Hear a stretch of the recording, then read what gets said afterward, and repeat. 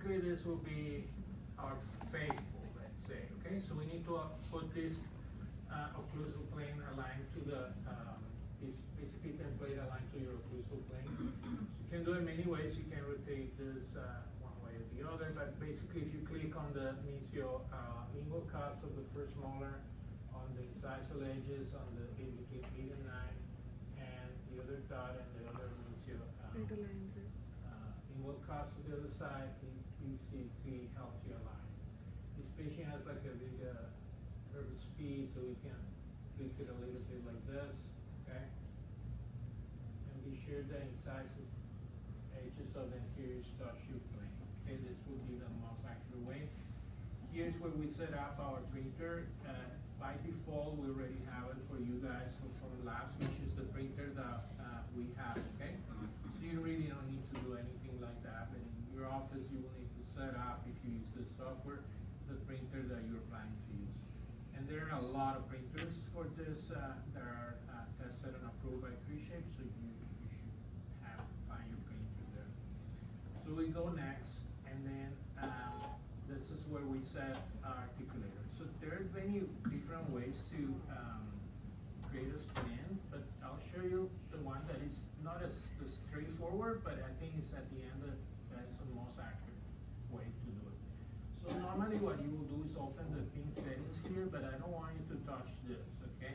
And I'll explain you why in a second. What we want is to customize our incisal guide table, okay? And create some kind of clean of the occlusion and an anterior guidance with our incisal guide table. So when you are designing the splint will follow that disocclusion. So you guys will not need to mess a lot with the ramps and everything like that. So it's much better and easier if we customize our incisal guide table. So if we're going to do this, you see this little setting wheel, we'll click on it, and here below, we will customize that, okay? So we've been playing with this a lot to see what's best, and in my opinion, between 15 to 20, 24 sometimes, 24 is my favorite setting, but anything between 15 to 20, 24, 25 is what we want. Same in protrusive, 24. To keep it simple for you to remember, we can do 24 on all of them. So you see how the incisal guide table change already set up with those angles?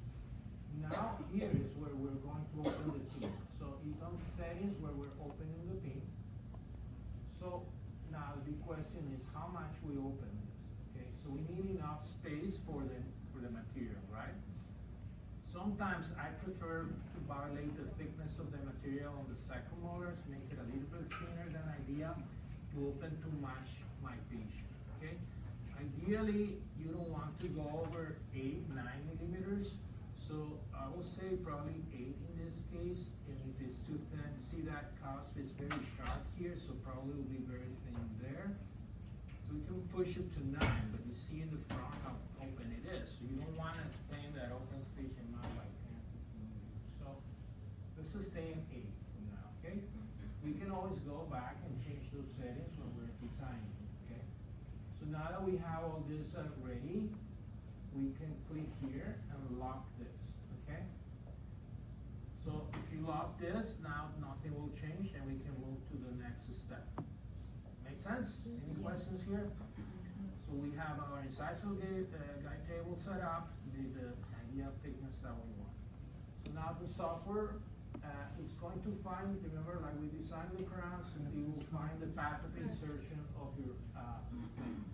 We can always change that. Okay.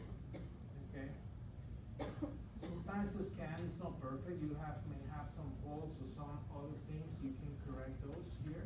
So you say correct the scan. And these tunnels and all this. This is cleaning the scan. So software is trying to have a scan that is better to design. Okay.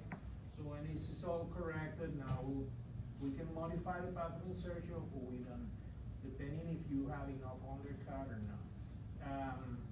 Most of the time, see all this pink line is basically, imagine that you're surveying these cuts, this is the height of the contour of the teeth, okay? So anything below that height of the contour is undercut, okay? So when you design your splint, either if you have too much, we can block that with wax, or if it's not too much, we can go slightly below that height of the contour to create retention for your splint.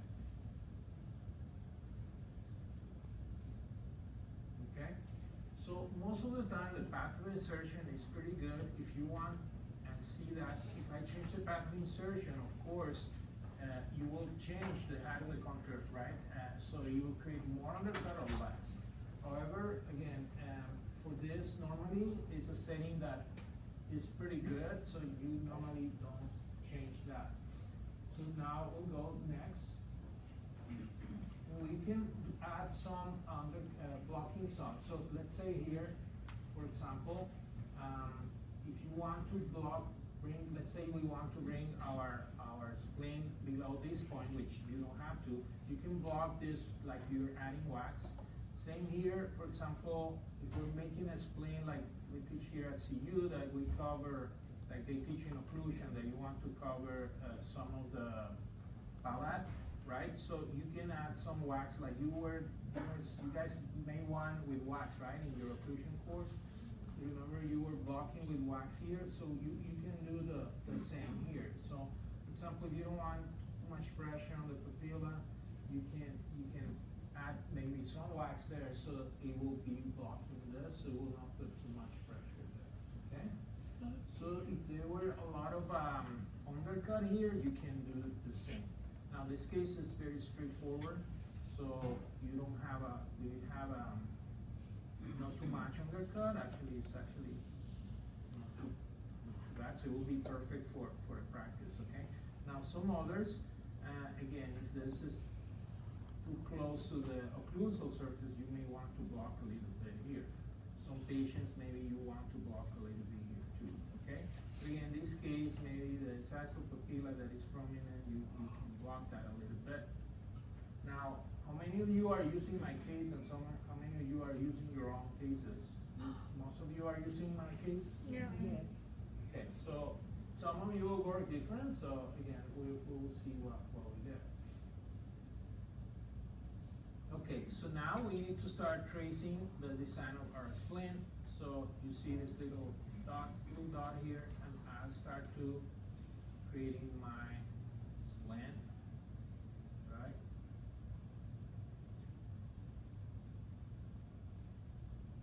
Let's see.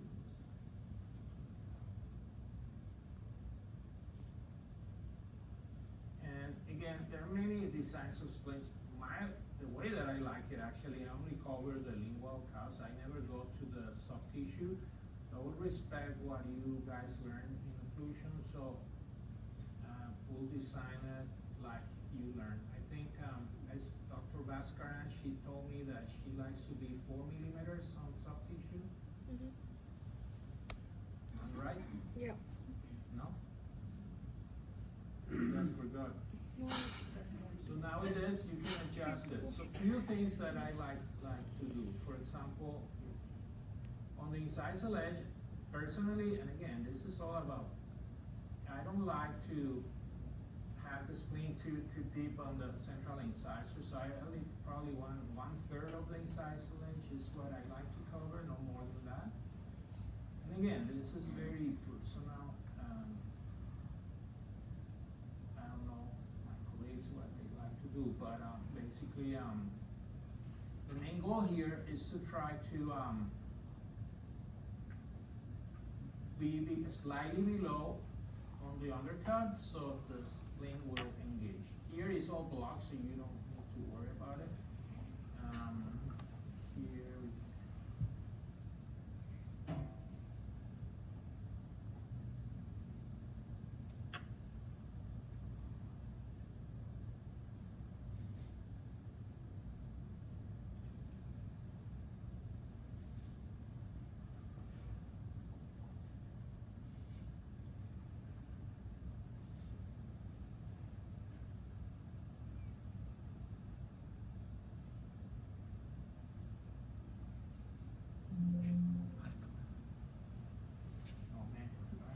That's why I was running slow too.